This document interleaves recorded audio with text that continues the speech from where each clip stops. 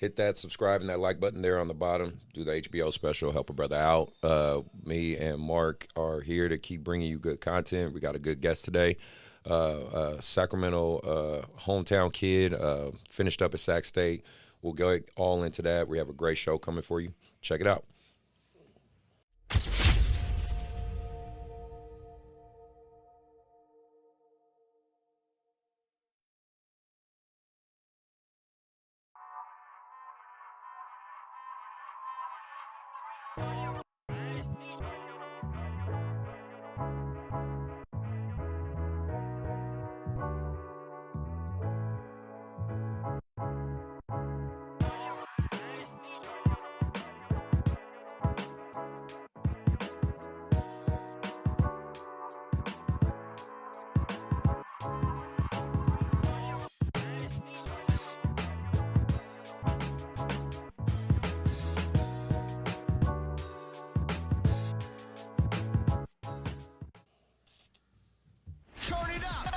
From the YBA Phoenix Fitness 24/7 basketball facility in Rockland, California, it's Bout That Life podcast with your host, Coach C.Collins and Coach MJ. Get it started. 3, 2, 1, let's go. Hey, I'm Coach C.Collins. Welcome to Bout That Life podcast. Coach MJ, GGT. And we are here and back to bring you a good show talking about AAU basketball life and everything in between. So if you have been rocking with us from the beginning, we're here on episode 48. You've been a real one. We appreciate you. While you're here, go ahead and maybe hit that follow and that like and subscribe. We're going to do a deep dive into the recent current events of the NBA, the AAU landscape, the high school, the college, give you some tips. Hopefully it's helping. I know I've had quite a few people come up to me at AAU events, nice. Basketball events and all that, and they're like, man, I love your show. I was in L.A., for the Adidas Gold Gauntlet, and had a few people like, really, yeah, man. They were like, man, they were like, we like. It was like, bro, because they heard me screaming on the court, they heard me coaching, and he was like, he said, I know that voice. He was like, I heard your voice. He's like, I know that voice, and he was like, bro, I just wanted to tell you, man, like, we peep your journey, we love what you're doing. So almost to 50, man. Yeah, I know, man. 50 episodes. And again, for those who are giving us support and telling me, Mark and Johan, that they appreciate what we do, that's really what we do it for. You know what I mean? If it's giving you some knowledge as a parent, giving you kids knowledge for the next generation, some tips. If we helping one person out there, I'm feeling like we're achieving our goal. Yeah. So with that being said, let's get to it. I have a guest coming to you guys. Again, Sacramento hometown kid, finished up in Sacramento, which is great.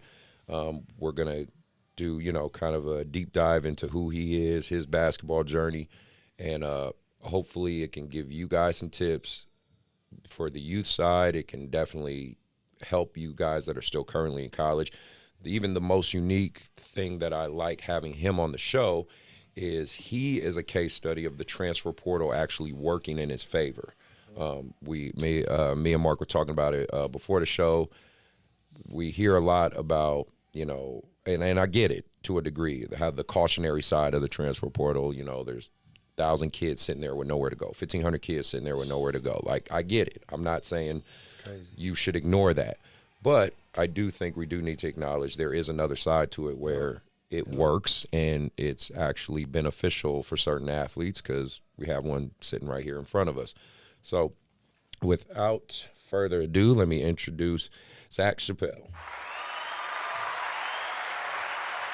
Appreciate you being here, man.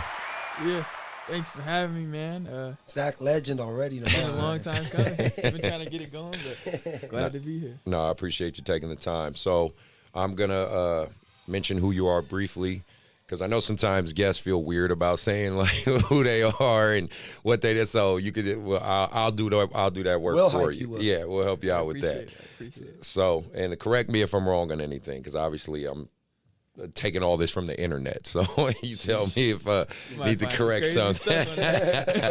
So, like I said, hometown kid, grew up in Sac, went to Capital Christian High School, right? Did you complete all 4 years there, or okay? So you did all 4 years Actually there. started in 8th grade. Oh, you started in 8th grade. Okay, well, again, that's nice in itself because there's so many kids transferring high schools. So, for you to do all 4 years, that's great. You graduated from there. What say right here? You had 20 points a game, 4.3 assists, and 4.7 rebounds, shooting 55% from the field and 47% from the 3-point line your senior year. Wet ball. Yeah. Wet ball. Wet ball. All that to say, you did pretty good your senior year. And then from there, you went straight to San Jose State, correct? Right? Did a couple seasons there. Again, it says you were the team sixth man as a sophomore, averaged 6 points a game, 1 rebound, 2 assists, 1 steal with almost 20 minutes per game. Scored in double figures 9 times. So there you go. It seems like your sophomore year you grew and accomplished there. Then for the 2021 season, played in 13 games and then transferred from there and finished out at Sac State. Or did you play the games, then have to wait and then transfer? How did that work? So I played 2 at San Jose and then transferred. Okay. In that COVID year, I played. Okay. I was on restricted minutes at Sac State. Okay, perfect. Okay. See, that's what I'm saying. That's what I'm glad you're here to clarify. There's Okay. some games, yeah. Yeah. And then overall your senior year stats, and again, I'm just pulling this from what it shows. 30 minutes a game, 3 rebounds, 2 to 3 assists, 1 steal, and about 14, 15 points per game. So not a bad stat line at all. That's a big season right there. Yep. And you play, or you go ahead and tell the public, what position do you play? Guard, point 2. Point 2. Okay, perfect. So now that we got your resume out the way, let's get right into it. So I'm assuming during your youth and high school career, did you play AAU basketball? Right? All of it. All of it? Okay, perfect. Starting the CYBL, man. Well, that's what I'm saying. Tell us your basketball journey, kind of, roughly from, like I'd say 6th grade, middle school up, like, and what was your main AAU program or programs? You go ahead and tell the public who you are. Yep. So starting in 6th grade, man, that's when I don't even remember who I was playing with. Yeah. I usually played up my whole youth years with my brother. I have 2 older brothers. Yeah. So played up with them or with Ryan, and then he's 2 years older. We started in the CYBL, man, and then they had a little CYBL/AAU thing going on, so we did that. Nice. And then after that, moved to kind of the AAU side, but played with Yellow Jackets, played with the Predators. Mm-hmm. Went down and played with a team from LA, who was nice, crazy. But when we talking about the whole back, Yeah. we'll get The there. reclasses. Oh yeah. All that. But played with Team Superstar Under Armour team with my brother again. Whole lot of pros. That's dope. And then after that, went and played with Team Arsenal. Yeah. After that, went and played with Portland Basketball Club, a Nike team, UABL. And then after that, I finished with the Las Vegas Prospects. Okay. And then I guess my immediate question, since obviously, you're traveled, you're seasoned, you played in a lot of good programs with a lot of good players, do you, in your opinion, for someone who's done that, did each experience teach you something, or did you gain something from each experience? Like, or was there maybe a team you're like, this is just, I'm just hooping, and, this other one, like, no, or a coach that gravitated to you, like, give me the totality of that experience is basically what I'm saying. I'd say the team that probably shaped me the most, obviously all the teams were a big part of my journey. Mm-hmm. Met a whole bunch of guys, still in contact with pretty much all the coaches that I've had, a bunch of the players. Nice. But growing up, we played with a team called the Goon Squad. So my brother and I, and then our oldest brother was one of the coaches. My god brother, Steve, he was the head coach. And then JT, y'all know JT? Yeah, Coach of course. Kennedy. Yeah. He was a coach. It was like Dante Green's AAU team. I say that team probably shaped me the most. Just because, everybody's older. Christian Terrell was on that team. Yeah. Wow. We were loaded, but just the whole experience and the whole brotherhood and the whole, I mean, you got it all with that team. So. Okay. All right. Mark, did you have anything off the top of your head yet? How was it for you, like you said, like, you know, during your whole, the AAU process of your development, like, were you always playing the point? I mean, you're telling me you have brothers. Like, how did you train with your brothers every day? Like, what was your work ethic during that time, that young period? Like, is that kind of, you know, where everything kind of started, I don't know, making you fall in love with the game around that time? Yeah. So first, back to the AAU stuff. I personally wish that I would have stayed with a team, AAU team. Instead of like going to different ones. Switching. Okay. Yeah. That's rare because a lot of people don't say that. You know what I mean? Yeah. And we'll talk more about that we'll later. talk. But yeah. But yeah, back to what you were saying, man. Definitely growing up with them being older, me being the youngest, getting beat up all the time, playing with older guys and stuff. I think that's like my hunger to want to play, because my dad coached me and then my god brother, obviously. Yeah. But they would just bench me. And so with me being young, I'm like, I hate this. Like, why I'm going to play basketball? I played soccer too. I'm like, why am I going to play basketball? Right, I don't right. play. Yeah. Like, but then at the same time, I would play with them and I, you know, kind of hold my own. And then if I got in, and then I would go play with my age or a year older, we kind of called it my age. And I would like be one of the guys.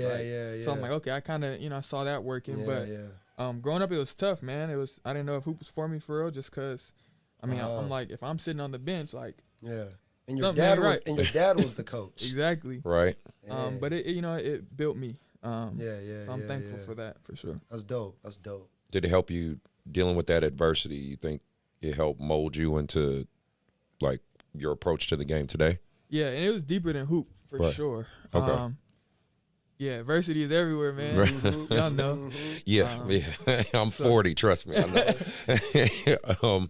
So, you know, you being a Sacramento kid, kind of seeing the landscape of basketball from every aspect, you know, trainers, coaches, AAU programs, you know, they come and go. There's ones that have sustained a long time, like the one you're, you know, here, YBA, obviously has been around a long time, things like that. But overall, now that you're kind of removed out of this, right, you're a college graduate, you're removed from AAU, you're obviously, you know, transitioning and working towards the next part of your basketball journey. What do you see happening in this basketball world right now? Is it good, bad, indifferent, whatever, but just what's your take on it? So when I was growing up, we didn't go to trainers. Like, I'm scrambling to get a ride to the gym, my brother and I, and then we would go to the gym and just, if it was in the morning or whatever, we would go and just be there all day. Yeah. So we would run with whoever we would play. We'd kind of shoot. We'd play one-on-one. We had like a little group of friends that would kind of kick it. And then later in the day, the grown men would come. We would play with them. But that was kind of like our training. We didn't really, like my dad, he played basketball and football in college at Davis. And then my older brother, he played D2 ball in Hawaii. Okay, nice. But we didn't, like, they didn't know the whole get down with the trainers, like, so we just going off of what they know, right? What they know is what we know. So we just going in there getting shots and stuff, and really playing one-on-one. But now, we can see kids is really getting skilled with all these trainers, and that's a good thing and a bad thing, right? Right. I think a lot of part of the game is kind of getting lost, a lot of the grit, right? Especially with the way y'all grew up is, you know what I'm saying? Yeah. You can definitely see a difference. My basketball culture was real different than Exactly. y'all. Because I'm older than him. So we losing a lot of that, but we are seeing the skill is through the roof. Yeah. Well, like I said, you saw one of my sixth graders, you know, to just walk in. He's huge. And but the kid, funny enough, even with that kid, Jordan, he's a football kid. He's a quarterback in football. Oh, wow. So he's only been playing basketball now 8 months. That's 8 or 9 crazy. months. And now that sixth grade team. But but to be fair, that kid is always here. Like always. I like it. You know, like God rest his soul. Remember Anthony, he's like that. But obviously, you know, his mom, his dad are super supportive. He's here every fucking day working. That's scary then. Yeah, man. And his dad's 6'8". Dang. Yeah. Oh, yeah. He played Division II football. Wow. So it's his potential's crazy. But like you said, because he has access to someone like me training, coaching him, and this facility and all the other coaches, his growth is way faster. You know what I mean?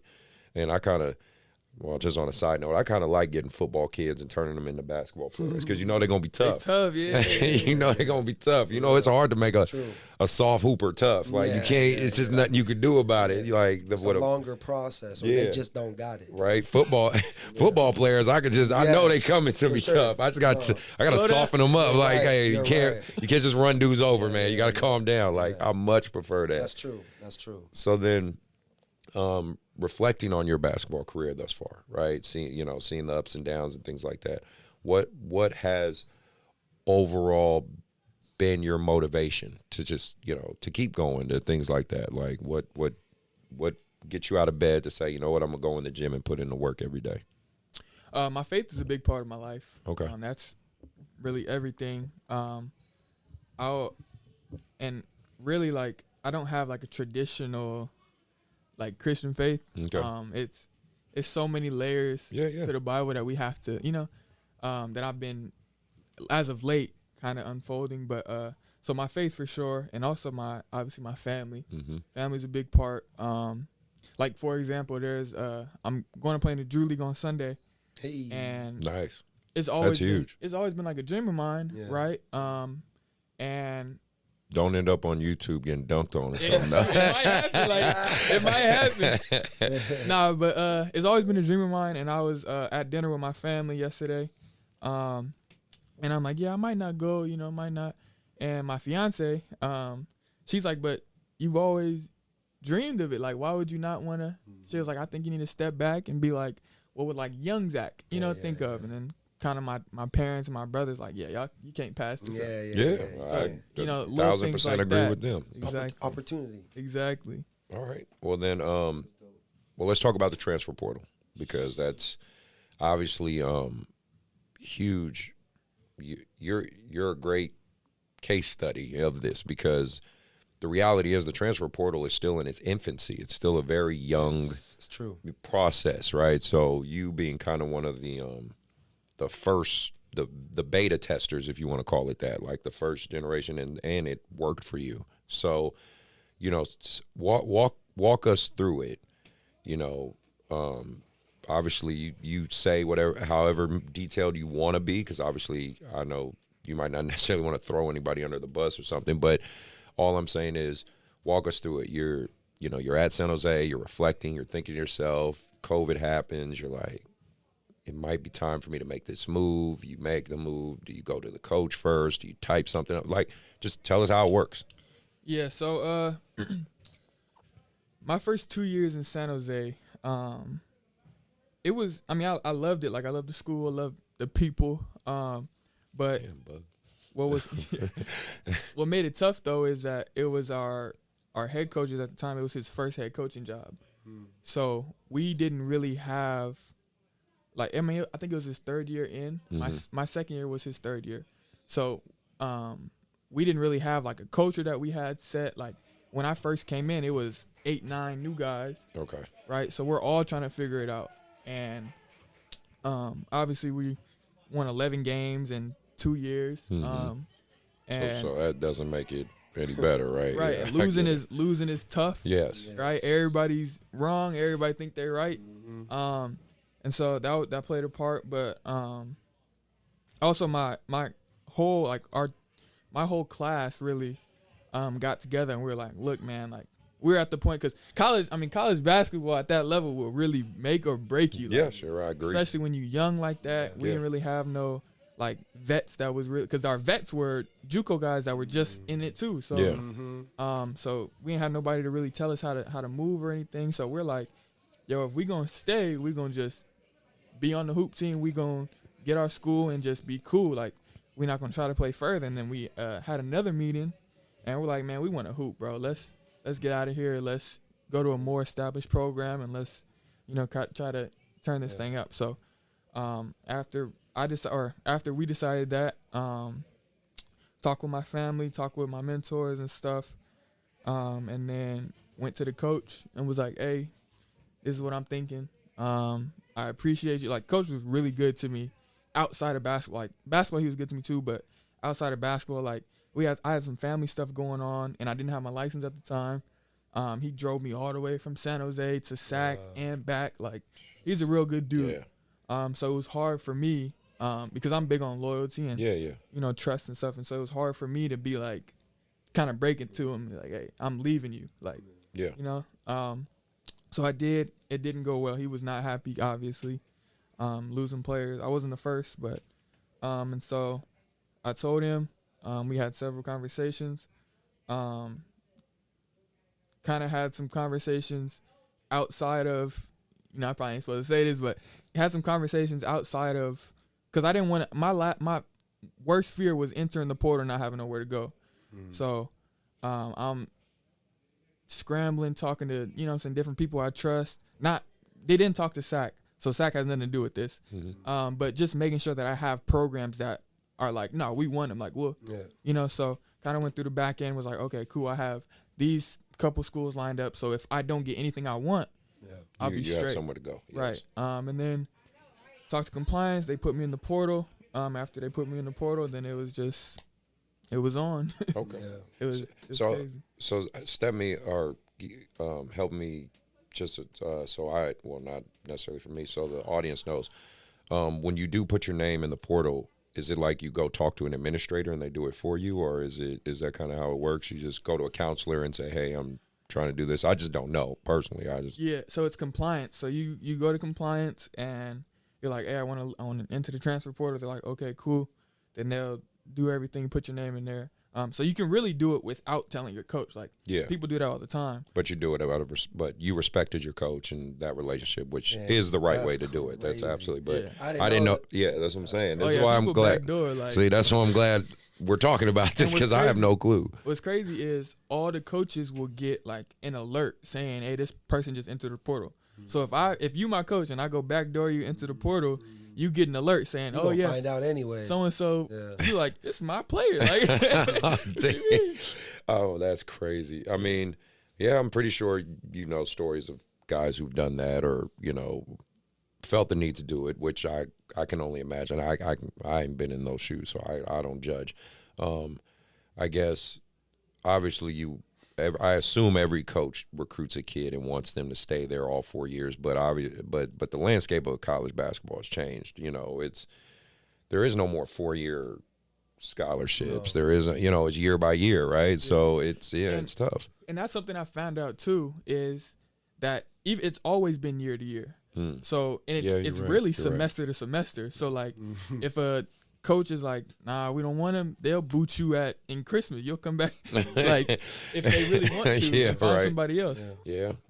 No, you're right. And it's tough because you just don't know, man. People are people. Like obviously there's it is. And it's their job, so you gotta respect it. Like well, I think you definitely did it the right way. And that was kind of part 2 of my question with loyalty and you know that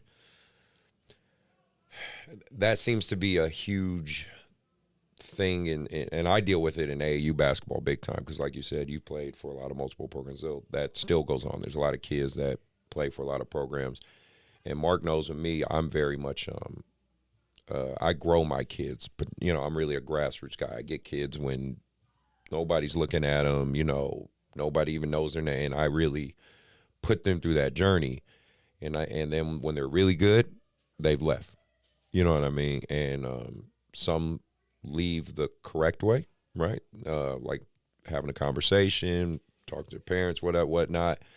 At least hear me out to see if I can give them a counter, and if they say no, they leave. And then there's some like they just gone, like, you know what I mean? Like, you know, help train them, help them grow for 5-6 years, and they're like, oh, I'm really good now, bye coach. Like, and that's it, and I don't even talk to them ever again. You know what I'm saying? So it's sad, but that's just a reality. So in the college landscape, amongst you and your peers, what's the overall consensus dealing with this? Is it like when you talk to your friends and things like that, they're like, oh man, this coach tripping, I'm out, like I'm just leaving, or you know, maybe one of your friends is like, man, I really like coach, but this team sucks, and like just different things like that. How speak on that, or your thoughts on any of that type of stuff? Yeah, I think it can go both ways. I think there are times when the player is just like, I'm gonna just do me. I'm gonna get out of here. I'm too good. And there's other times where, like, the player will be really good, and the team won't accept the player, so the player ain't got a choice but to leave. And there's other times, obviously, where the coach is like, we don't need you no more, right?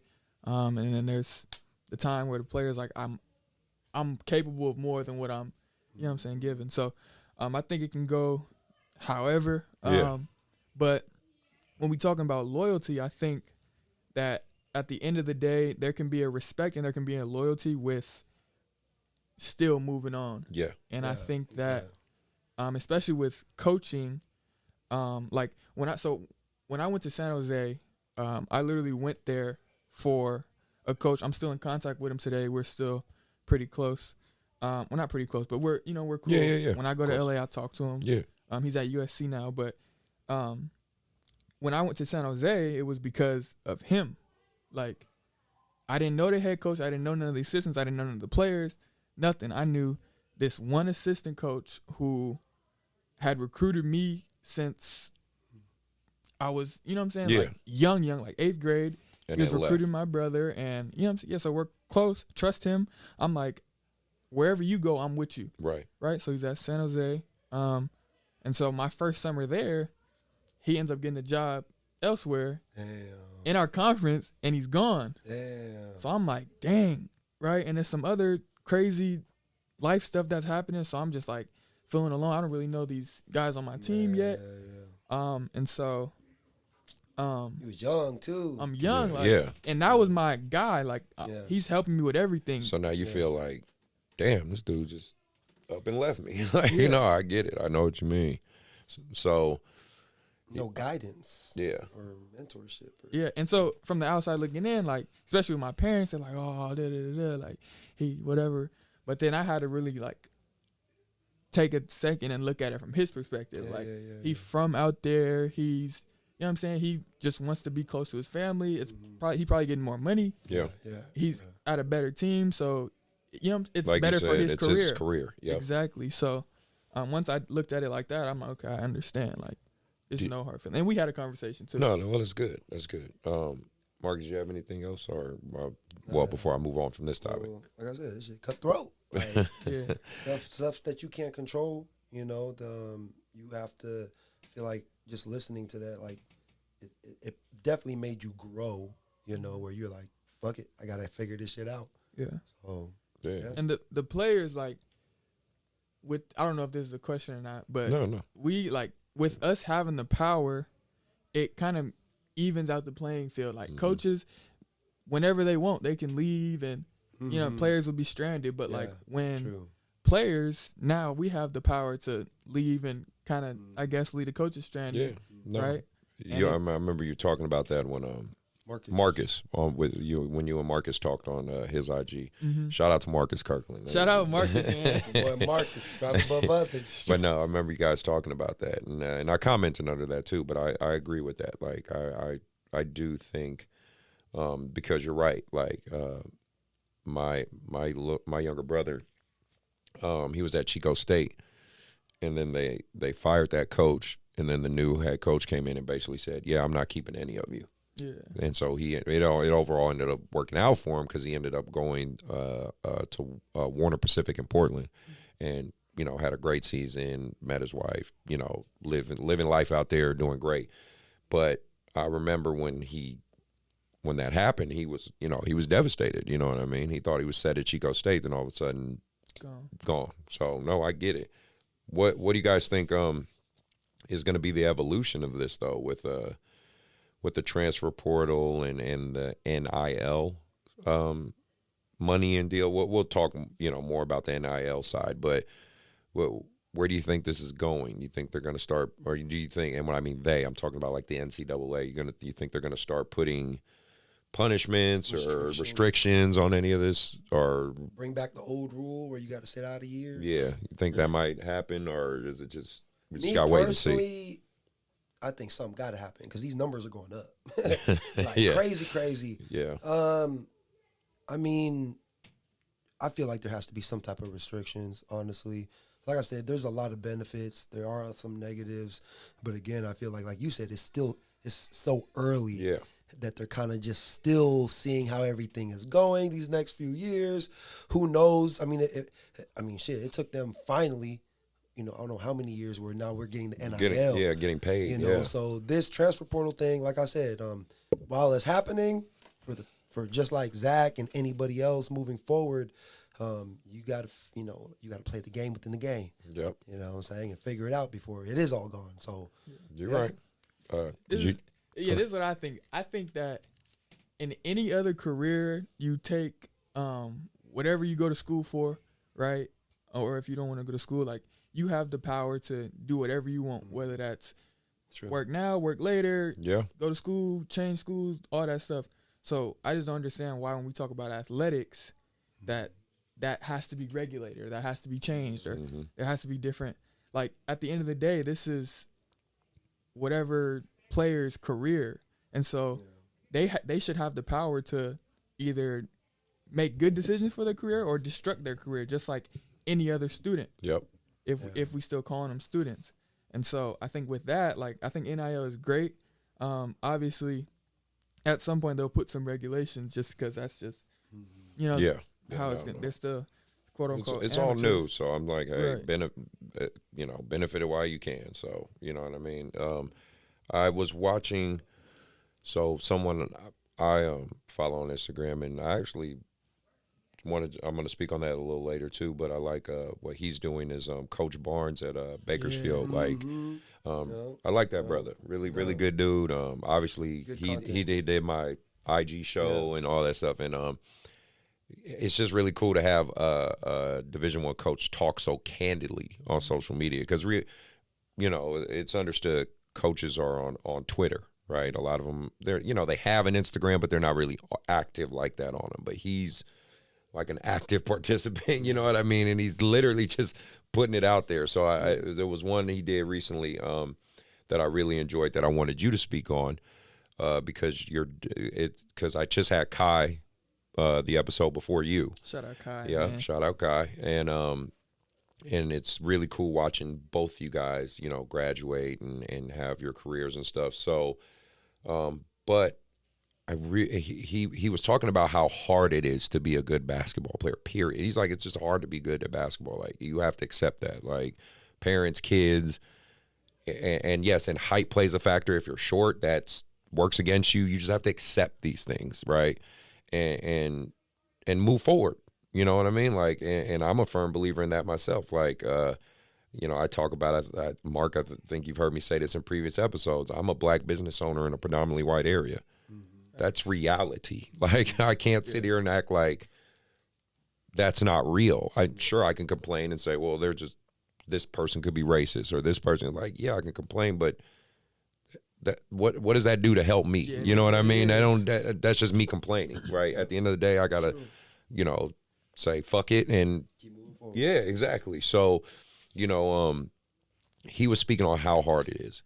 I just want you to speak on your career, your collegiate career, your high school career, because I think that's the cool part when you graduate college. You get to kind of really sit back and reflect and go, damn, I did that. You know what I mean? And it's like, I really want kids, parents, even other coaches, organizations, whomever listens to the show or watching it on the YouTube, tell them how hard it is. You know what I mean? Just tell them your journey and how much work you had to put in.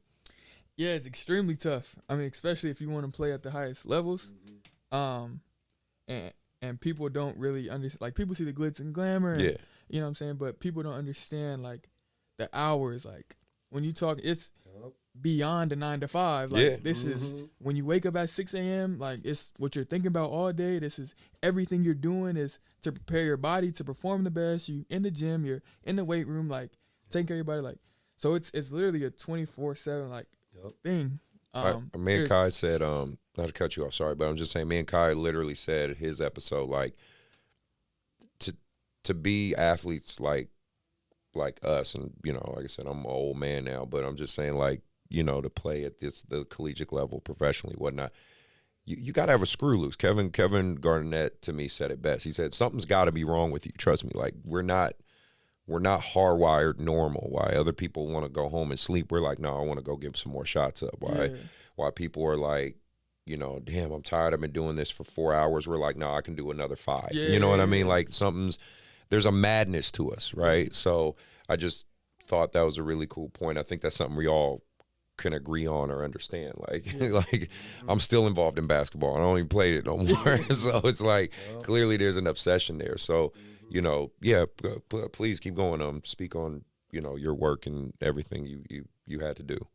Yeah, I mean, I think that obviously growing up, everybody thinks they're the best player. And I think that a lot of times when you're hearing that you're the best player, reality doesn't really sit in with you. And so for me, like, that's all I'm hearing. You're this, you're that, you're this. And so, you know, at some point, like, no matter how much I try to say, oh, no, it's not, but it's going to get to me, right? And so going to college and playing against some of the best players, like, in the world, right? These people from all over who, you know what I'm saying? Like, that was kind of eye-opening to me. And at the same time, I'm still hearing what everybody else is saying. You should be doing this, you should be doing that. So I'm thinking that. But I think I didn't begin to start having success until I sat back and was like, okay, well, maybe I'm really not that good. Like, maybe I need to really sit down and really get better and really, like, lock in if this is what I want to do, because I'm clearly not getting it done, right? And they can say, oh, you should be doing this, oh, you're better than so-and-so, but at the end of the day, if I'm not producing, then I'm really not, right? So just taking that perspective, and, like, it's people from all over the world who want, like, James Akinjo, he works out at Guss and stuff with us, and I had a conversation with him a couple summers ago, and he's like, just think about it, like, he's like, this is why I can't really have no friends, like, in this hoop business, and he said, because we all want the same thing. So if I want what you want, what he wants, at some point we're gonna compete. How can we be really cool if we all want the same thing? Like, it's so many people out there that want what you want or want what you got. So funny thing you mentioned him, just on a sidebar. Me and his dad played high school. James Akinjo Sr. And shout out James, man. And we got into a fight in middle school. Of course. We got into a fight in middle school. So that was just a funny little side note. 7th grade. Yeah, me and his dad squared up. So that was funny. That's how old I am. Like James Akinjo Sr. Yeah. That's hilarious. Wow. No, man. I think you bring up valid points, because, you know, you guys are walking the same journey, right? And you're trying to get to the same destination.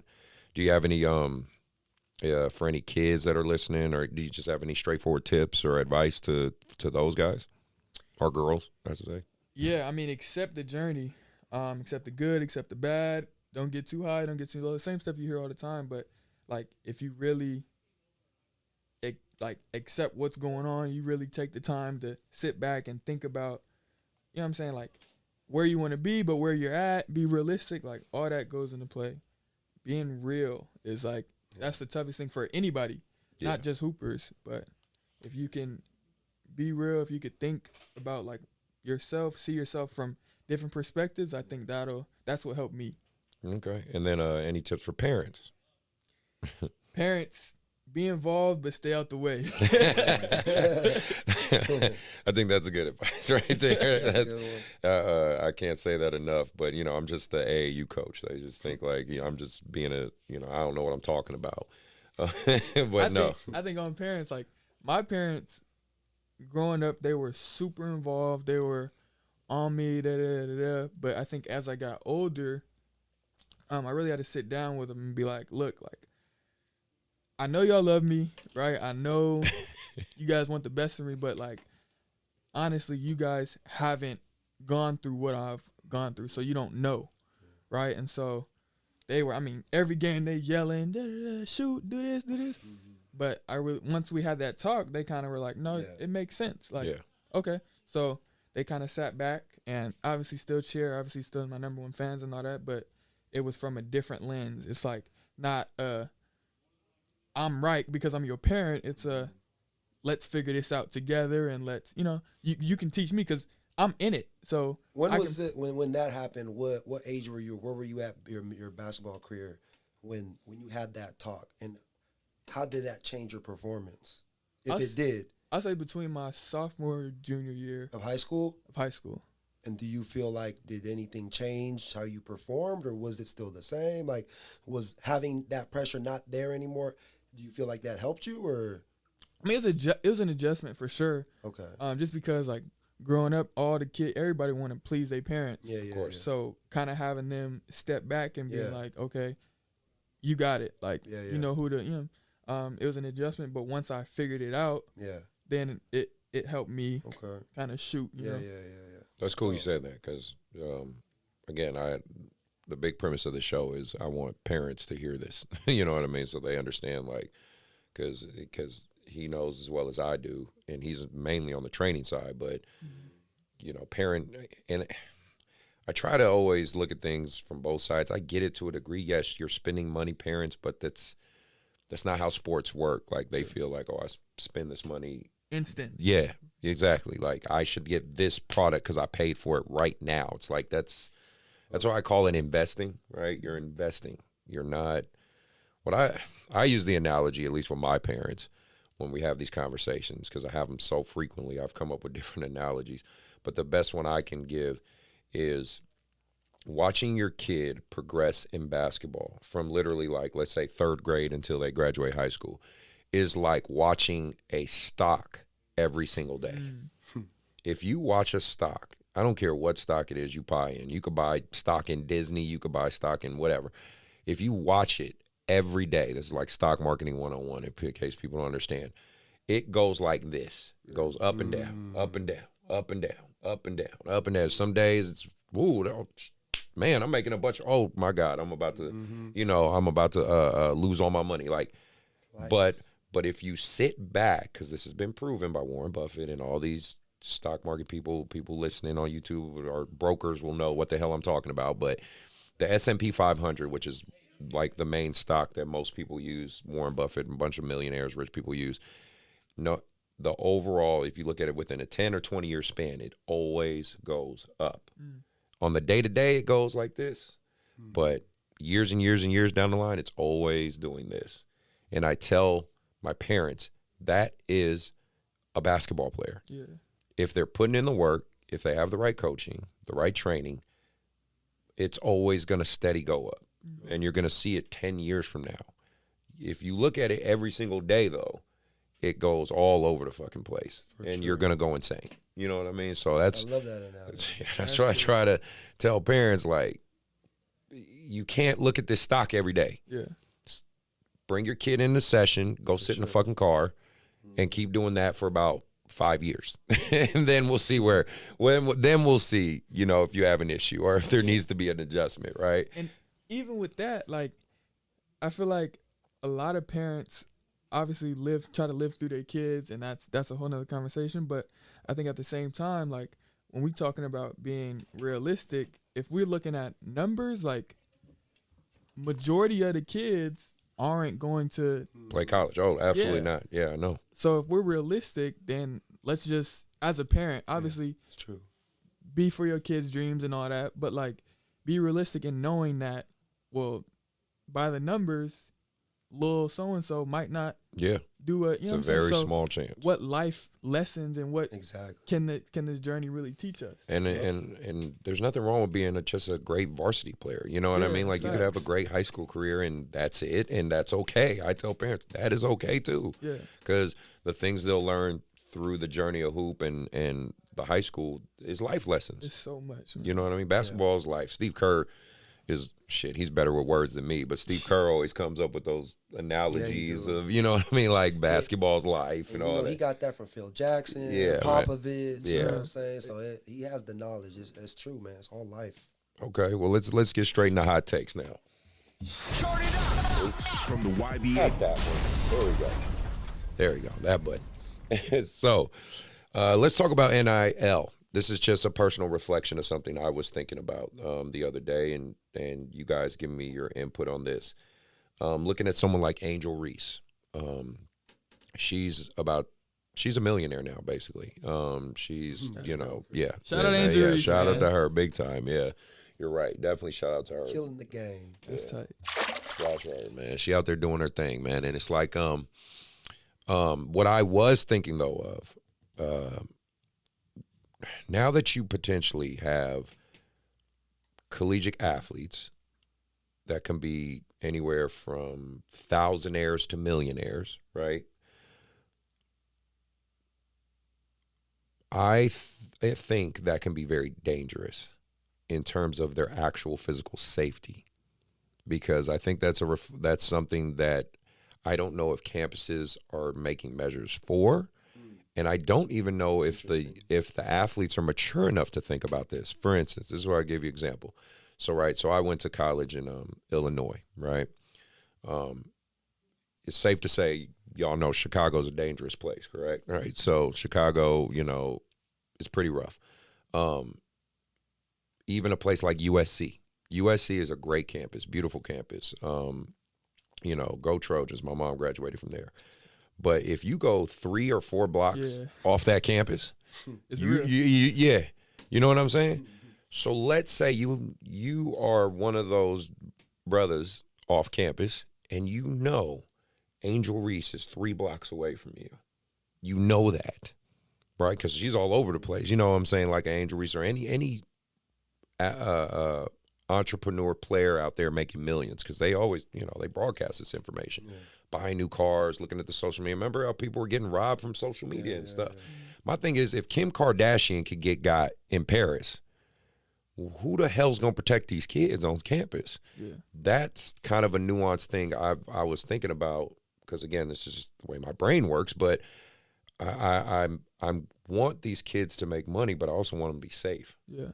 And that's something I think is dangerous. So I guess my question to you guys is, on top of just reflecting this, because, again, like, you got the Pookies and Ray Rays sitting down the street from USC, and they're like, hey, yo, bro, like, Angel Reese made like $3 million. Mm-hmm. Hey, man, let's go to the campus with some backpacks on and just find because, it ain't hard to find the superstar athletes. Go, hey, where's she at? Like, what dorm, or, where the party at? What dorm she said? And next thing you know, you hear about her getting robbed. You know what I mean? Now, God forbid that happens. I hope nothing like that ever happens. But that's just one thing I foresee that could be dangerous at a college campus. Because, again, I know there's security there, but they ain't really security there like that. You know what I mean? Like, I look at Sac State. Sac State's a big campus. Like, you can walk in the middle of the night and just be alone, you know what I mean, in certain spots. You gotta have things to protect these young, rich people. Mm-hmm. So my question, I guess, overall, is it the school's responsibility, or should it be the athlete's responsibility? Or should it be the basketball program or the tennis program or whoever is getting the deal? Is it their responsibility? What do you guys think? I know it's a deep question, but I feel like if you making that much money, like, I already know Bronny gonna have like 2 bodyguards wherever he go. Yes. So absolutely. I feel like that's what you got to do, especially if you make millions. You're not like the average kid who can just walk around and go to the cafeteria and eat with everybody. Yeah. Especially like what you said, just in the world that we live in. There's some desperate people out there. They don't care. You know what I mean? They don't care. So I would say that's probably what they would do. And I'm assuming Angel Reese, when she go back to LSU, she better have some bodyguards with her. You know what I'm saying? I'm assuming. You know what I'm saying? So that's my take on it. Like, buy a bodyguard or 2. Yeah. You got the money for it. Right. True. What do you think, Zach? Yeah, I think that. And I also think that just like any, like, person who really has all that money, they don't really go where everybody else goes. Mm-hmm. So obviously you got to go to class and stuff, but so you're saying they should move different too. So it should be like a combination of both security 100%. And that person should move different, right? Yeah, you should know that. I shouldn't go out late at night, and especially if I'm at USC, where, you know what I'm saying, by myself. Like, it's just certain things that you don't, and it's certain things that, like, people shouldn't do regardless if you have money or not, because you can get robbed. Like, you're right. It's just when you. That was just the nuanced thing I was thinking, because, usually when you make your money, you're already out of college, right? Or you make it to the league, and now you're away from all that. But now you got people like Angel and probably other women athletes for sure, who are going to postpone leaving school so they can make as much money as they can. Exactly.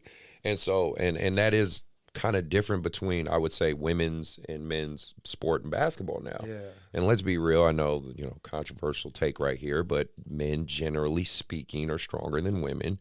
And yes, there's dudes out there that will go and try to hurt these people. Yeah. Like, you know what I mean? So I don't know. That's just something I was thinking about and wanted to put out there on the show. Yeah. My second thing is there is this one hits hard for me because there's a cultural thing. I think it's a combination of culture. I think it's a combination of culture, music, being black men, just all of it. And with the social media, the younger athletes, it's guns and violence in athletes. Like, there's just been so much that's happened within these past few months of watching it, and obviously, one of your players was obviously closely related or closely reflecting on one. I'm gonna bring that one up along with it too. But you have have you guys heard? Or did you guys hear about the Mikey Williams situation? Mm-hmm. Did you hear anything about that, Zach? Maybe. He's. You know, Mikey Williams is, AAU superstar and high school superstar. He's facing gun charges. Oh, yeah. Allegedly, he, pulled a gun out and I don't know if he shot it, or allegedly he did. And he's facing, I think 4 to 8 years in prison. Deleted his social media accounts. His scholarship was pulled. It's just one bad decision, right? And let's just keep it a buck. We know, I don't know this kid personally, but I know young brothers like him. I know, when you're at that level, you sometimes feel invincible, and that, like we're talking about, we'll get into Ja Morant because that's a more extreme case. There's this weird need as brothers and athletes to prove their alphaness or prove they're I'm from the streets, I'm you know what I mean, and I don't get it. I don't know where it comes from.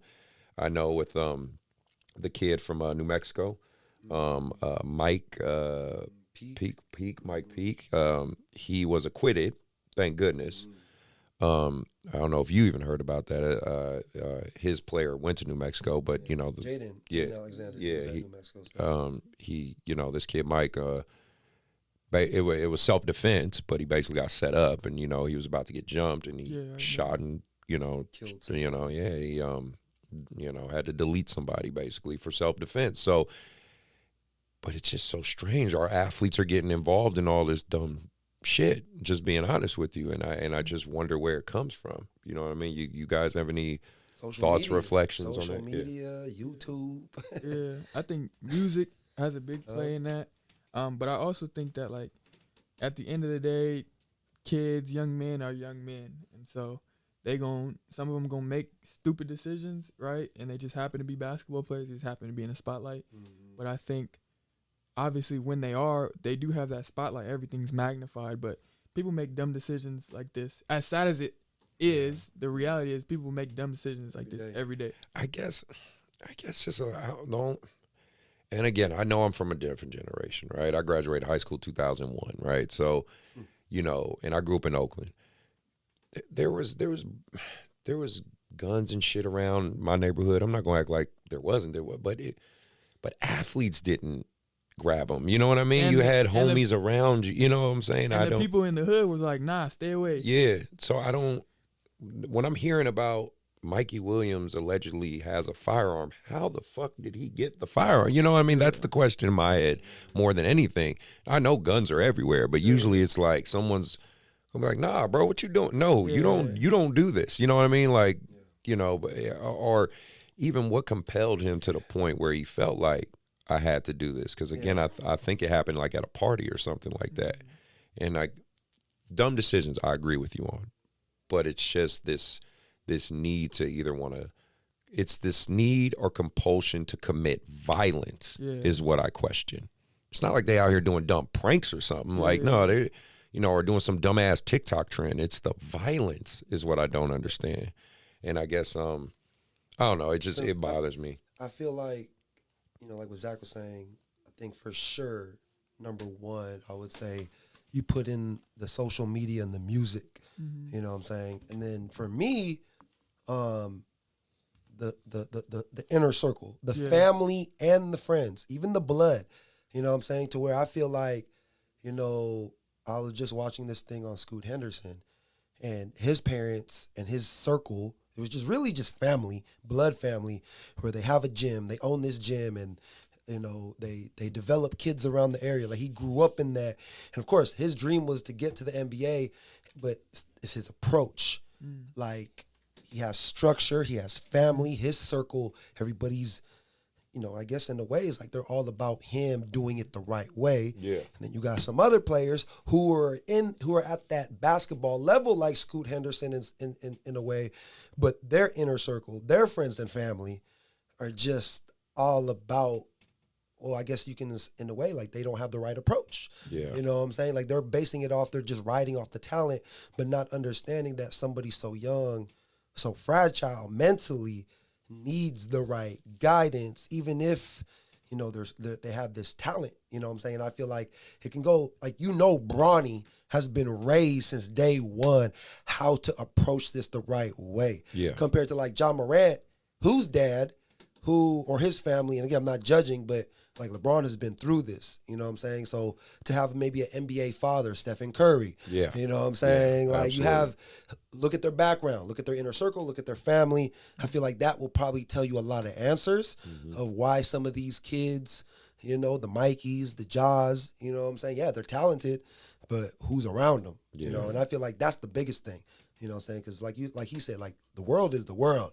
You know what I'm saying? Like, there's a lot of fucked up shit, so you got to have a good circle around you to get through this crazy world. So that's my take on that. Do you think there's just in our culture, and obviously I'm speaking more Black culture, is there this weird conception of, if you grew up, good home, good environment, you got to prove yourself? I know it's out there. I guess my lens is so different. I just don't, I don't see that as much. But I like prove yourself as like trying to prove you're a tough guy or prove, you from the streets. Like for instance, I give you like a hip hop example. Chris Brown, right? He talks about, like, he's affiliated with the Bloods, and they let him kind of slide with that because of how famous he is. Or Lil Wayne. You know what I mean? Lil Wayne has a bachelor's degree, and I think was working on a master's, but he was talking about he's a Pyru and all this stuff. Like, it's and in that hip hop image, it's understood that they're kind of basically acting to a degree. But I'm thinking, I feel basketball players in that are starting to kind of absorb that stupidity to a degree. You know what I mean? Where they're trying to reflect, like, oh, we about that life too. You know what I mean? What's crazy though is because if you really look at the NBA guys who were actually about that life, DeMar DeRozan is notoriously known for being affiliated with the Crips. Zach Randolph, who was a GD, Derrick Rose, in Chicago. They're some of the most, like, chillest guys, like, low key. You know what I mean? Super low key, because they're like, bro, we want to get out of the trenches. Like, we ain't doing nothing to fuck that up. But then again, you circle back to a Mikey Williams, Ja Morant, who grew up very famous. Well, not so much Ja, but for sure Mikey, and then grew up in good homes, good environments. But now they're walking around with guns and trying to fight and all this stuff. So I don't know, man. It's I can't put my finger if it's a cultural thing, if it's a hip hop thing, if it's because they think the girls will like it. Like, I don't know, man. It's just weird. My heart goes out to those guys, and I hope figure it out. Yeah, yeah, and any of these young guys, because like you could circle back with like Gilbert Arenas when he did his bringing a gun to the NBA locker room and was basically having a Mexican standoff. Like, obviously that wasn't very smart either, but it's just weird. But it's just weird seeing our brothers make these kind of decisions. It's sad, more than anything. So that was my only thing on that. Did you guys have any more input on that? No? Nah, I guess the best thing is just to, have these conversations and try to help the ones coming up, man. Yeah. That's all we can do. All Learn from what everybody else is kind of going through and use that. So on the flip side of it, I did want to talk about this point. The person we're talking about is a football player, but I don't know if you guys saw that in recent news or heard the story of Travis Rudolph. He was fighting a 2-year case of potentially spending, I believe, 15 years to life in prison. So I'll give you guys the quick rundown if you didn't hear the story, or if you're watching or listening, I'll give you guys the quick rundown. He was an ex-NFL player, was playing pro in Canada, was dating a woman. The woman basically lied to, like, he wanted to end things. She basically lied to her brothers and his friends and told them that he was beating her. So naturally, her brother and those friends came over to the house. Luckily, all this was recorded on the Ring door camera.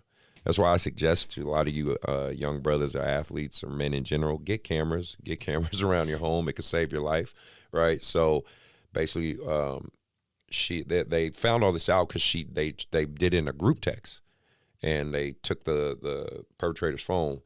Fast forward, these 4 to 5 guys come to Travis's house to confront him.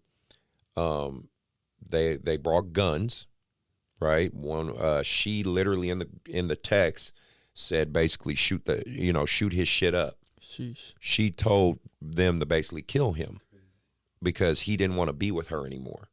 Crazy, right? And so they came over because they're under the guise of, and it came out that she actually was hitting him. He didn't touch her. Wow. She was hitting him. But because he didn't want to be with her, because he was working on going back to the NFL and whatnot, she got mad. And so just out of her anger, she did all this. And so basically what happened, a scuffle broke out, ran into the house, grabbed his AR rifle and killed one of the guys. Damn. He in self-defense, he killed one of them and shot at the other 3. They got in the car, dispersed, ran. And then they took him to court because she and they conspired to say that he was trying to murder them. Yeah, it's crazy. And he was acquitted. He got off. The jury found him not guilty. And the shitty part is, though, of all this, nothing's going to happen to her.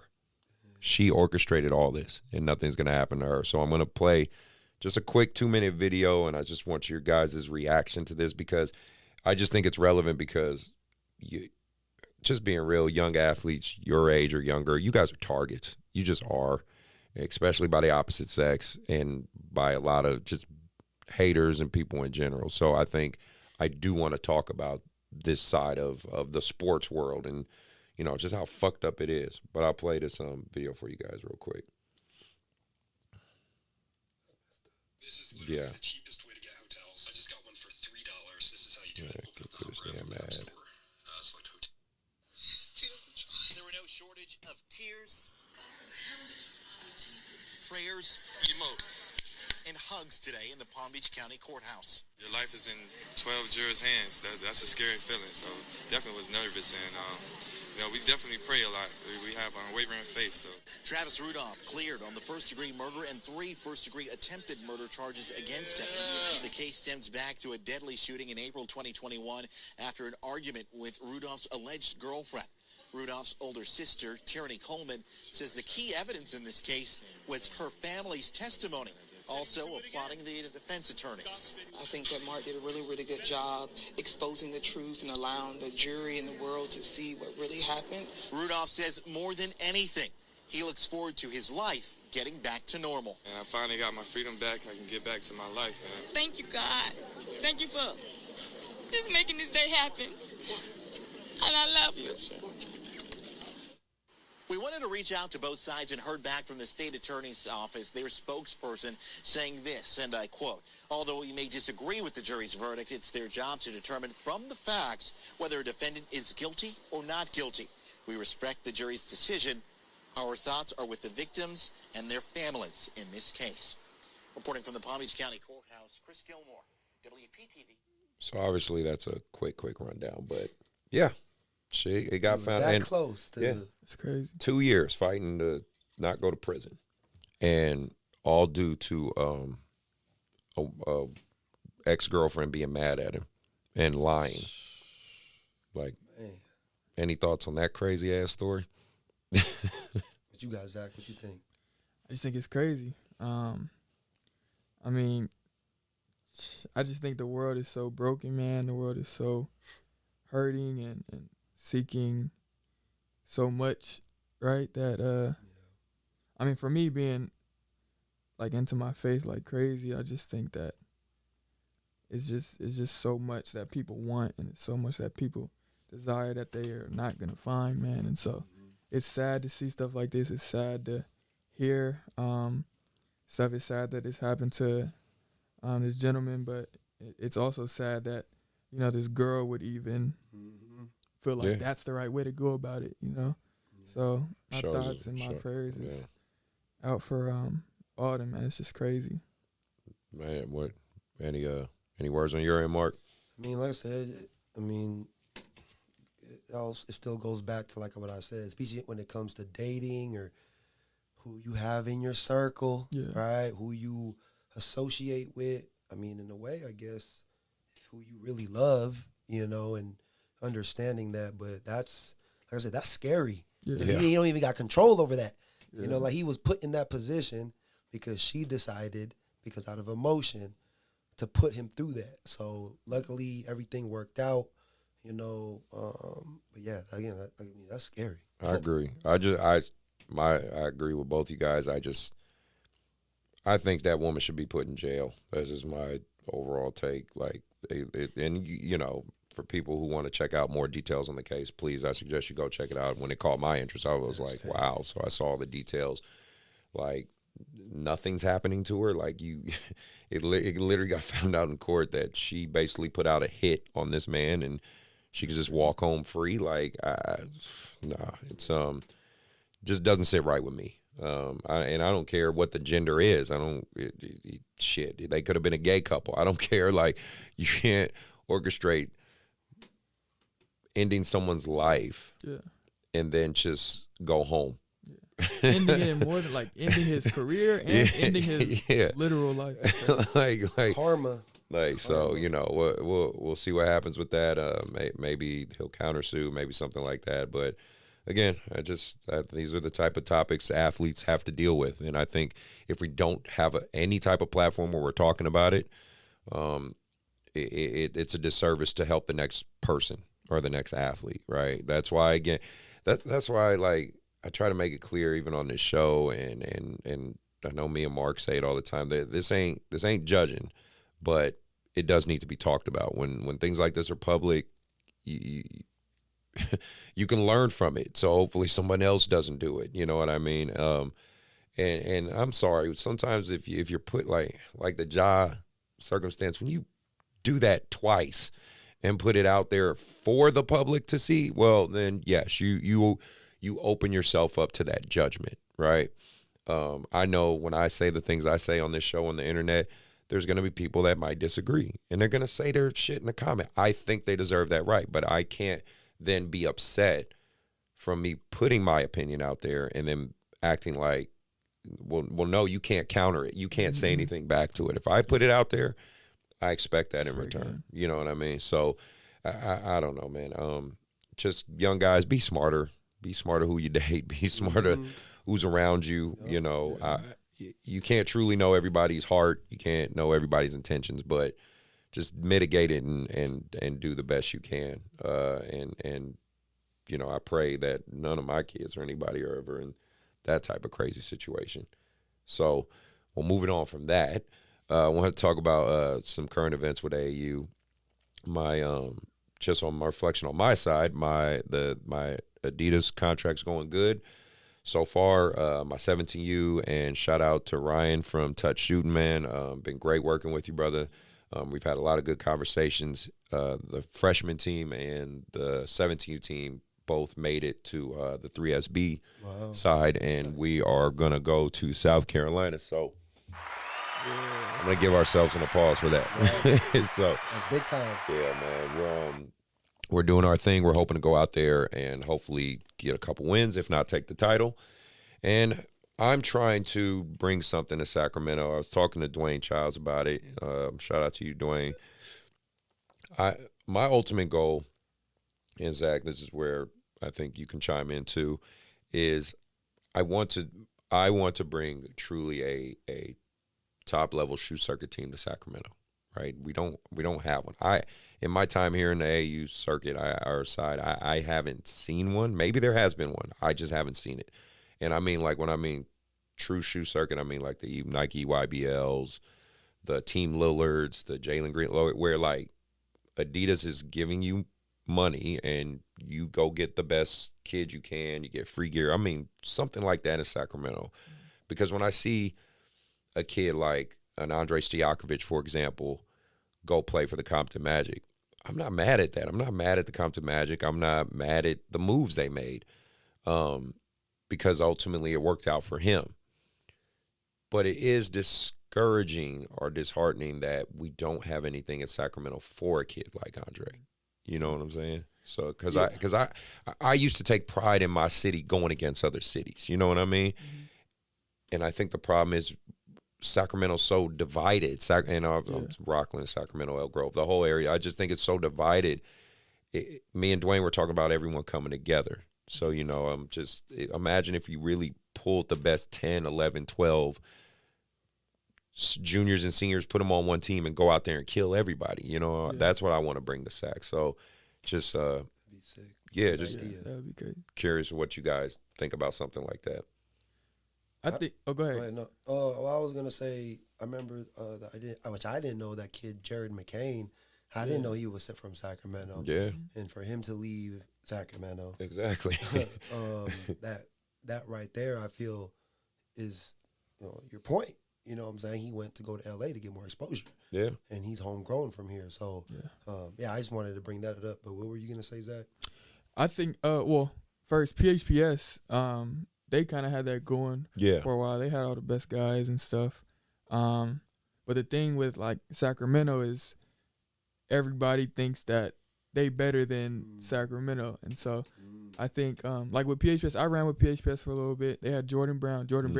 Brown ran with them for his whole career. Mm-hmm. And he was McDonald's All-American. He was top 100, all that.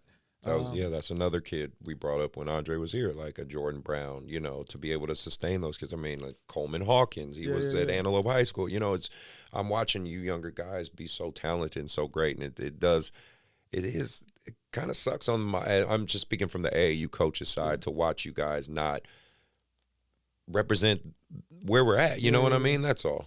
And I think I would have loved to do something like that. Like, even with PHPS, we tried to.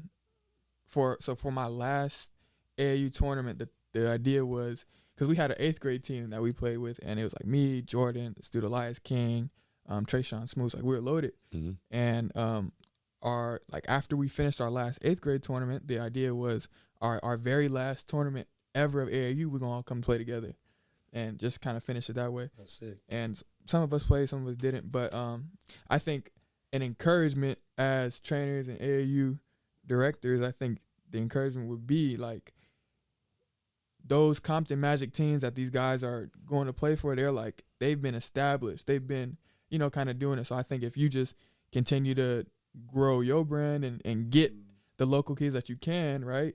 And the more that you produce whatever. That's what I'm trying to do. Then down the line, the kids growing up will be like, oh, yeah, I want to go play for You know what I'm saying? 'Cause that's usually how it goes. They're like, oh, no, I want to play. So-and-so played with Compton Magic, or so-and-so played with whatever, Team Lillard, so I want to go out there and play with them. But if we can build that here, which I think eventually it will, because Sacramento is growing like crazy. Sure. It's just going to take some time. Yeah, and that's – I'm trying to be, I guess, to use the analogy, I'm trying to be the tip of the spear. I'm trying to create that. I'm fighting that machine, right?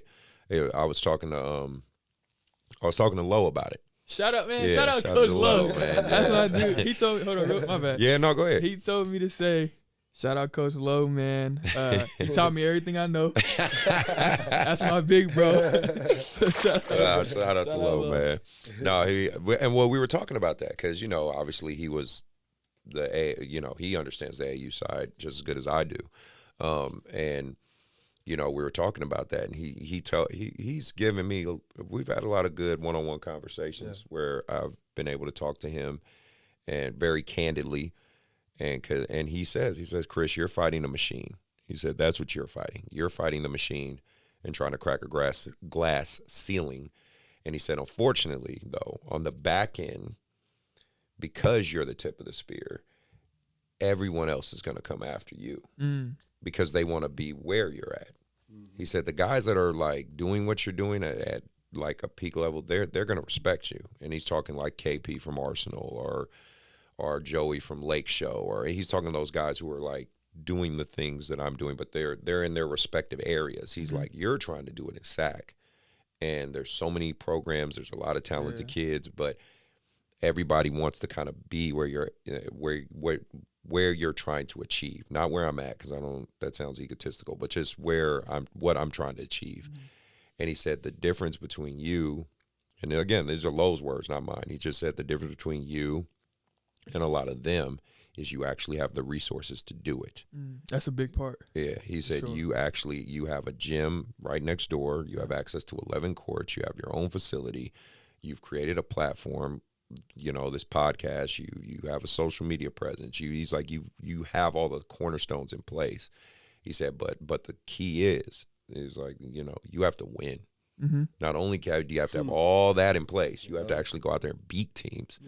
So my 17U beat Jalen Green Elite, and that was a huge win for us because, again, we're a gold circuit team. We're Adidas Gold.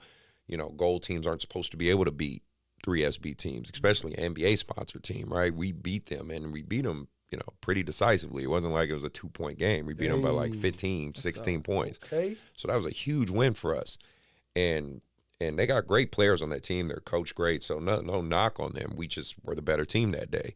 And so I think I'm getting a lot of attention. I do think Adidas is looking my way, but speaking to existence. Yeah. Well, but we'll see. We'll see how it happens. I guess that was just the last part of that. What I was saying is, how and if and is it even possible? Do you think?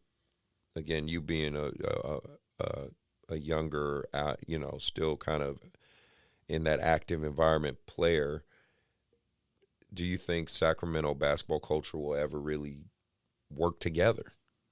Yeah, I think it's rising. I think all it will really take is just one kid. Like if one kid just said no to all those big shoe programs and stayed here and was like, I'm gonna rock out here, I think like naturally people are followers, no matter how people try to say, oh, Ali. Like at the end of the day, we want to, at some capacity in our lives, we're followers.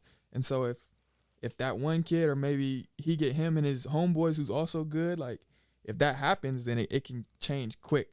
And I think Sac State is a big part of that as well, because if Sac State at like the brand kind of, ups what they got going on, which they are, shout out DP, shout out Lowe, Zep, all those guys, Coach Hayes, Tyson, with them turning things around over there, like with a kid like me who is from here, trying to kind of make things shake over there, I think that will really help bring people back here. Because the Bay Area, the reason why we go to the Bay Area is because like we think everything is out, we think comp is there, everything. Yeah. But like people don't really think, like Lo was saying, you have facility, you have all these resources here. So like, why would I drive an hour and a half, 2 hours if I can come here, get the work in, and do the same stuff? So. And on my side of it, the biggest thing the hurdle that I run into is cost, and that's going to be part of the last part of what we talk about is cost, because people don't want to pay, right? And it's just reality. They don't want to pay any money for this,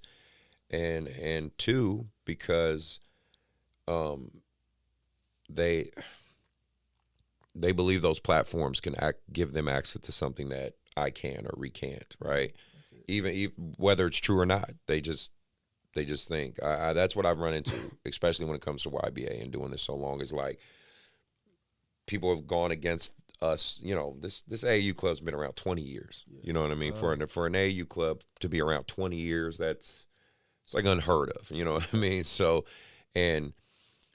because of that, there's a lot of history there. But there's also a lot of we're the Duke. We're Duke of Sacramento, you know what I mean? Like, yeah, we win. We're structured. We have a good infrastructure, all that stuff. But people love to hate us.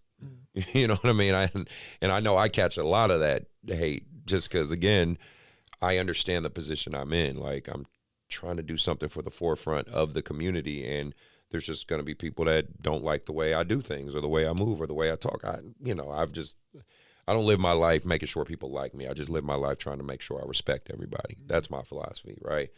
It's just me and Dwayne we had a one-on-one conversation about trying to figure out how to bring everybody together. And, you know, Marcus talks about that all the time too, like trainers working together and coaches working together. But I just don't know if or how it'll be possible, you know. I think you got to pick and choose those who really can do it. Like me and Ryan have worked really good together this year. You know, me and you, Mark, known you a long time. We've worked really good together. But me and Marcus, like, you know, but that's where it starts, though. Yeah, facts. Yeah, Bracy, you know, at Rampage, like those guys. So keep building. Yeah, that's the plan. I wanted to circle back with the last couple things. For one, Zion Williams. Man, he's another case study between him and PJ Washington, man. That 2019 draft class has got some really some interesting off-court issues. I ain't hear this. You didn't hear about what happened to Zion? Oh, man. Zion, man. So Zion, that's crazy with Zion, man, is having a kid. Congratulations to that. He's having a daughter, I believe, and the woman he's having it with is a, I'm trying to think of the right way to say it on YouTube. She's an adult actress. I may be a former one now, but she's an adult actress, but she's older as well. I want to say she's 30 something, and I think Zion's 22. My age, 23. 22, 23, yeah, and it's similar like that with LaMelo. The woman he's dating is like, I believe 33, 34. And I think, what's LaMelo now? 21, 22? Yeah, he's young too. And then PJ Washington, infamously with Brittany Renner. And he was 22 or 21 or 23 at the time. And she was 29, I believe. So there seems to be an alleged predatory way that some of these, you know, adult actresses, OnlyFans workers, these 304s are out here scouting out these young prospects. And the 2019 class is damn sure getting caught in all of it. That 2019 class got scouted out really well.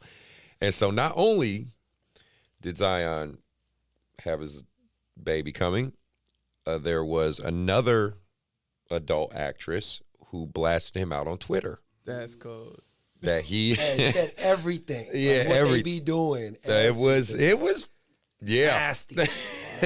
See, that's why I'm glad I don't be on Twitter. That's why I can't do Twitter. I can't do TikTok, bro. She put Zion on blast. Talking about, I don't even want to say the shit that she said. Bro, I'm gonna say a little bit. It was put him on blast. Yeah, she was.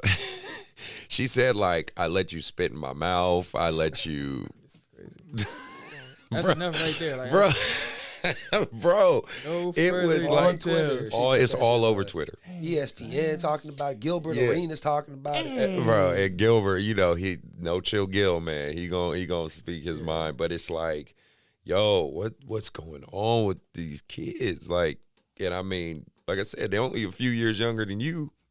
My age, they are your age. It's like, I don't look, man.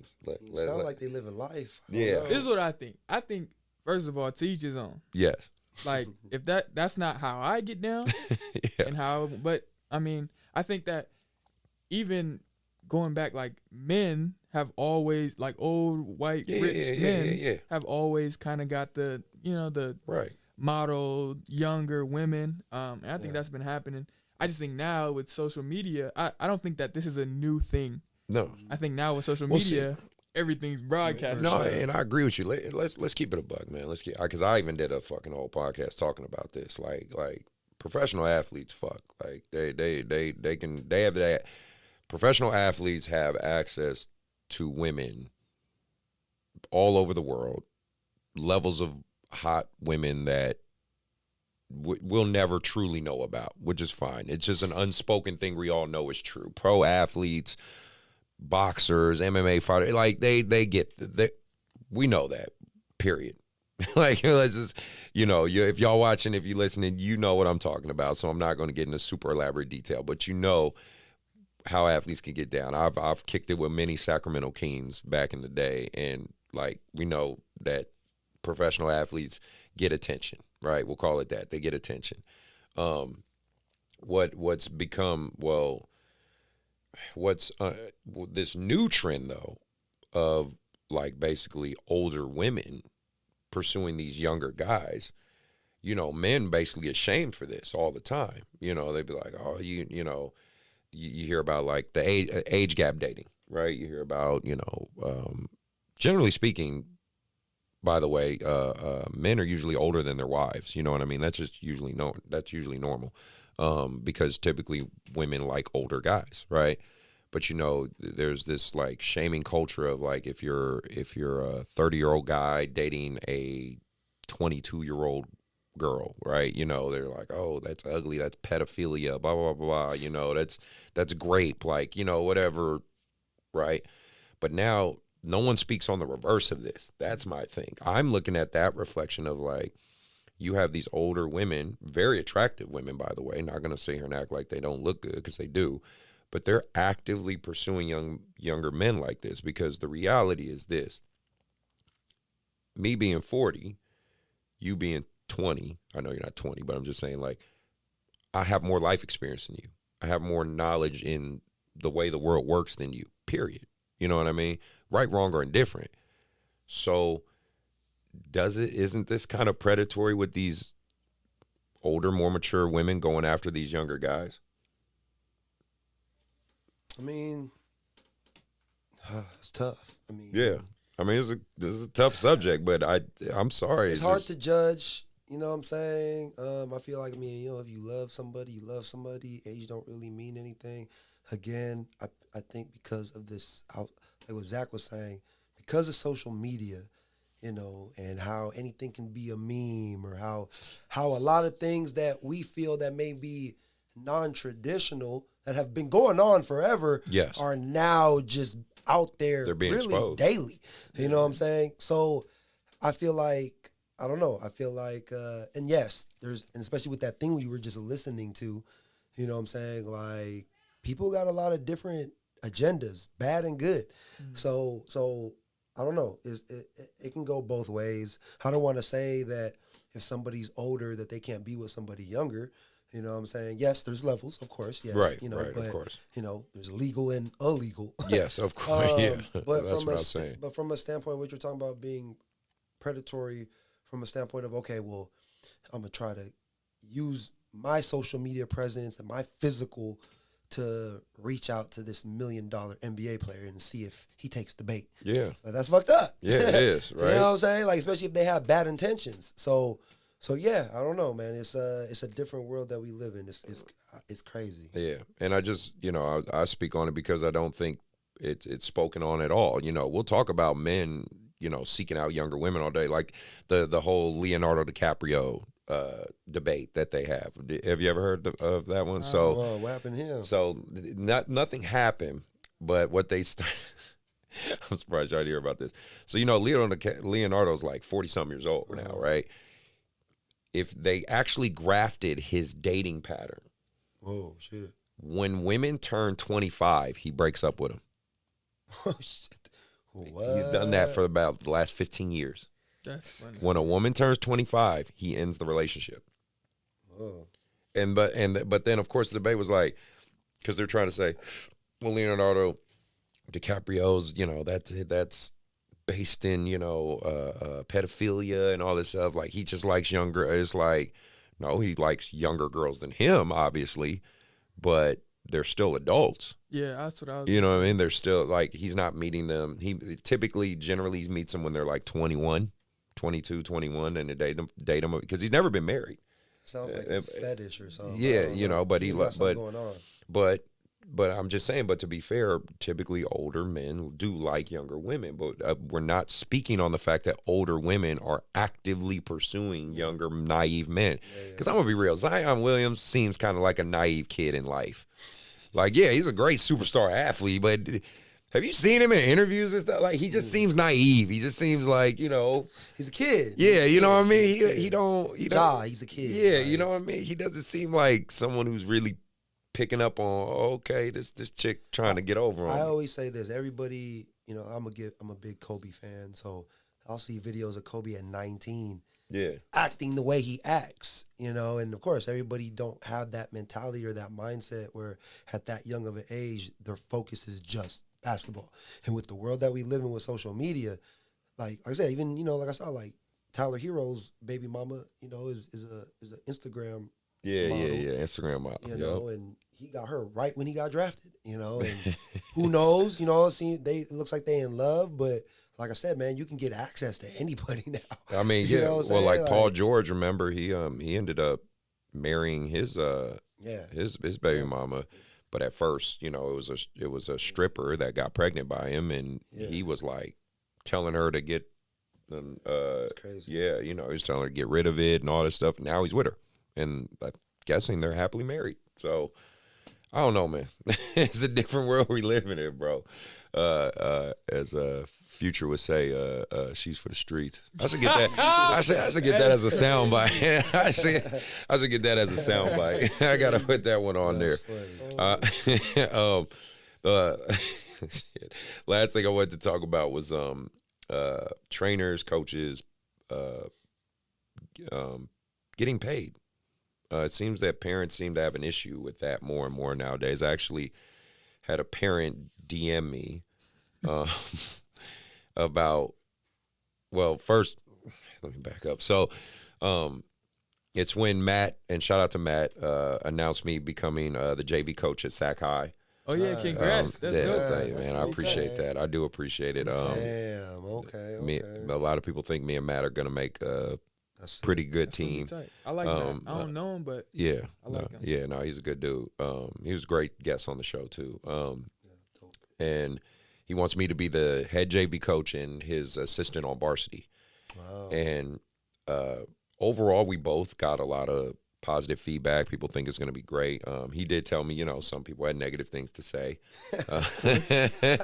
He was like, yeah, a few people were, saying some stuff. And one of his players' parent DM'd me.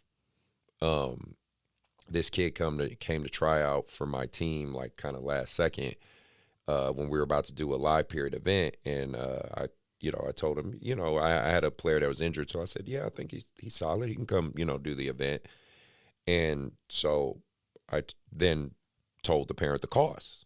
I said, for him to play this weekend, it would cost $150. And he would, then the parent was like, $150.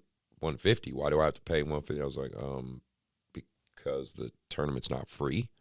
Everybody pays to do the tournament. He then was like, well, where's my money going? So I broke it down, explained it to him. I said, okay, well, $122 goes towards the tournament, and the remaining $28 goes towards coaches, gas, and stipends. Simple as that. He then backed out and was like, nah, I ain't doing it. We ain't doing it. Okay, no problem. Fast forward. Then now Sac High, he DMs me saying he hopes I'm doing this for the kids and not to lace my pockets. And I then messaged him. I go, well, excuse me? Like, what do you mean? He said, you took an opportunity away from my son for $28 that you were getting anyway from other parents on the team, and you were going there anyway. And I said, well, not to get into too much detail, but I just basically said, well, this is my business model. If you don't agree with my business model, there's a lot of other AAU programs out there that you can choose. But AAU basketball isn't free. And I think he is a symptom of a lot deeper rooted issue, that there's this conception that basketball is cheap, for one, and it's not. And two, that because a player hits a certain level of talent, that therefore the trainer or coach should not be compensated for their work. My 6th grade team, like I just talked to Mark about and just kind of told you, Zach, my 6th grade team is now considered one of the top 6th grade teams in the nation. And yes, I'm going to definitely say shots fired to you other teams out there. My 6th grade team is a true 6th grade team. He said shots True fired. 6th grade team. We are not a holdback. Let me get my, where's Got the that? shots. I know. Where's my sound effect? There we go. There we go. So, yes, let's make that very clear. My 6th grade team is not a holdback team. They are actually true 12-year-olds. I have my birth certificate, AAU cards, and report cards on deck if any of them want to find out and challenge themselves. I challenge you guys when I go to Ohio to show me yours, right? But knowing they won't. So my thing is, though, even though this 6th grade team is now considered one of the top in the nation, number 1 in Northern California, blah, blah, blah, blah, blah, blah, their parents don't then come to me and say, well, you should pay us for you to coach them. Like, it's just a privilege for you to coach them. No, they still have to pay the registration fees. They still have to pay for the coach's travel. They still have to pay. This is, again, a 6th grade team that's one of the top 16 in the nation. And they understand that. So I just don't get where parents and people come off with this misconception that basketball doesn't need to be paid for. Because when you walk in a tournament at Harwood, the officials are getting paid. The scorekeepers are getting paid. To keep the lights on costs money. People don't want to know what the SMUD bill is in these buildings. They don't want to know what the electric bill is in these buildings. The janitor that cleans up after everybody leaves all their fucking bottles and leaves the bathrooms destroyed needs to be paid.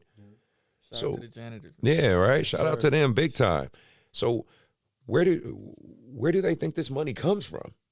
You know, so I know, Mark, you mainly on the training side of it, but I'm just curious, you know, your thoughts or if you got anything to say. I know I'm on a rant on this, but it pisses me off. Like, no, for sure. People, I believe coaches and trainers, I believe they deserve to get paid. That's just my opinion. It took me a while. Like when I first started training, like I said, I was doing what I was doing with passion, you know, didn't really care. But as I'm 5-6 years into it. And there's something I shout out to Marcus again. He used to always tell me, you know what I'm saying? Like, you got to know your worth. You got to get paid. Nothing is for free, you know? And like I said, I was, especially in the area that I'm from, I kind of understood, you know, like I'm not training in Roseville. Right. You know what I'm saying? So I had to help a lot of kids, you know, just with their situation. But as I've grown and gotten better and put in the hours to do what I'm doing now, like I understand now. You know what I'm saying? And I know my worth, and I actually feel like I can grow into what I'm doing. So that means that the things that I do on the daily, like I should be compensated for it because I'm putting, say I have a family, I have kids. Yeah. You know, I do this full time. So I like I said, like hearing that story, you know, it makes me mad, but I've learned just to be like, it's not meant to be. Yeah, you know what I'm saying? Exactly. And I handled it professionally. You know, I just said, this is my business model. You don't agree with it. There's other options out there. That's crazy, man. I'm with you, though, with that. Like, definitely got to get paid, man. We love what we do, so put a lot of time into it. And what about you, Zach? I mean, you're someone in the heart of this and going to training still and working towards your potential professional career. What do you think of all this? Yeah, I think it is a big deal. I think personally growing up, like, I didn't know that you pay for training, like, because, you know what I'm saying? Like I said, we ain't really go to training like that. Of course. And it wasn't like we had the money to train like that. But, yeah, like, registration fees for the tournaments and all that, we would pay that, like, because it was a part of, like, that just came with it, right? And I think a lot of parents don't really think about, like, the outside of, like what this coach, you know what I'm saying? Like, this is not your, you work at UPS, right? Yeah, I work at UPS. That's so my job. Clearly, you're not trying to get rich off of coaching. Like, that's what I tell people. That people have this misconception that YBA is rich, and I'm like, no, we're not. It's a nonprofit. But shout out to Marcus, like you were saying. Marcus was the first person to really teach me that. And Marcus was somebody never really charged me for training, which I appreciate, but because I didn't have it, like, but you know, when I was able to pay, like I would pay whatever, I'll give him some money, I'll buy him food and stuff. That's my bro, but shout out to him for being the first person to actually like put money in my pocket. Like, I'm like, I was broke, obviously, college student, didn't know anything, didn't want to. I tried to get a job in the summer, it was terrible. And so Marcus was like, "How about you train?" Yeah, and I'm like, "Cool." Like, there's some other guys who were like, "Oh yeah, you can train under me, whatever." I'm like, "Cool, I'll do that." But then Marcus was like, "Nah, bro. Like, you can just use Strava with others and be your own trainer. Like, absolutely. You can make your own prices and stuff." And so he kind of walked me through that. So I'm eternally grateful for Marcus. Like, he's just a good dude. Like, absolutely. As crazy as he is, he a good dude. And I appreciate that. But man. Stop the cap. Marcus a jackass. What you talking about? Nah, that's my guy, man. I love him to death. That's little bro. No, I totally agree with you. Like, no, and that speaks on, like, yes, there are those relationships that you build, and of course, even me, I try to work with everybody's financial situation. If you can't pay me necessarily in money, maybe we could figure trading something out, or, you know, if I run across a kid, like, again, like the kid Jordan, who you guys met earlier, he has 4 brothers. So Jess and John have 4 kids. All 4 of those kids are in this AAU club. So of course we're going to throw them a discount. They have 4 kids in our AAU club. You know what I mean? They have a 5th grade, a 6th grade, and 2 sophomores.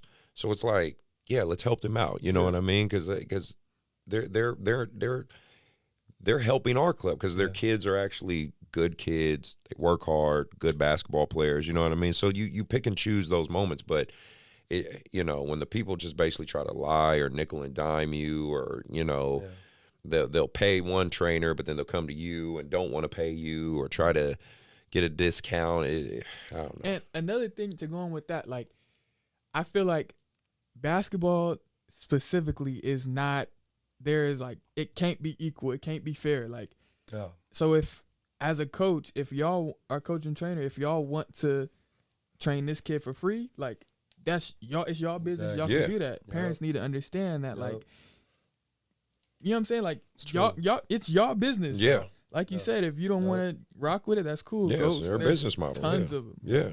But for what y'all do, and shout out to y'all, man, respect to what y'all do, because y'all produce, it shouldn't be a issue. It should just be like, okay, cool. Like, if I want to work with you, I want to work with you, period. Right. I'll figure it out. We'll make it work. Yeah. Like, it's true. It's just just in basketball is the only place I kind of seen it become like that, or be like that, because, you know, I don't see this in volleyball. I don't see this in baseball. I don't see this in soccer or tennis, or, you know, and they get paid. Yeah, they just gotta pay for those. You just pay the money. It's just here's the cost. Man, it's AAU. Yeah, and of course there are those. I mean, let's be real. Yeah, there's those out who are using AAU to try to get rich, or, you know, live a certain lifestyle and stuff.